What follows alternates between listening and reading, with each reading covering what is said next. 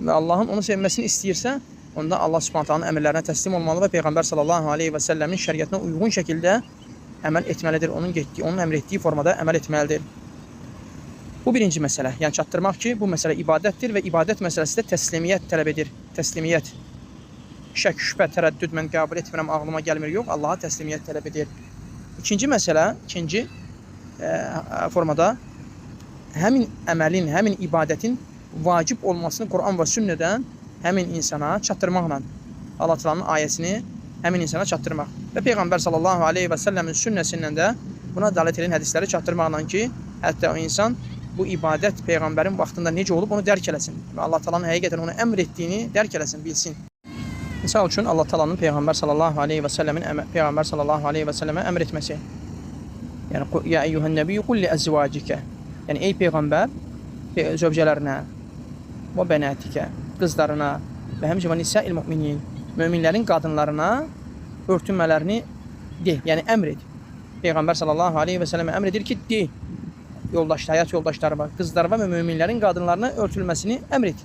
Bu Allah Taala'nın ayəsi də açıq-aşkar icab əmr edir. Həmçinin Peyğəmbərimizin sallallahu əleyhi və səlləm vaxtında onların səhabə qadınlar namaza getdiyi zaman, namazdan çıxdığı və yaxud da ki, gündəlik yaşayış vaxtında onların geyindiyi forma necə olub? Hicablı və örtülü forması. Ki, Ayşə anamız deyir ki, biz Peyğəmbərimiz sallallahu aleyhi və səlləm vaxtında sübh namazına gedərdik. Namazdan çıxıb evə qayıtdığımız zaman bizdən heç kim, yəni digərini tanımazdı. Tanımaz nəyə görə? Çünki örtündüklərinə görə, təsəttür olduğuna görə, tam örtülmüş, örtüklüyündən, yəni hicabda olduğuna görə heç kim bir-birini tanımırdı. Və səhabə qadınların da feilləri bu olub. Niyə görə? Çünki Allah Taala əmr edib, Allah Taala'nın əmrinə boyun ediklərinə görə.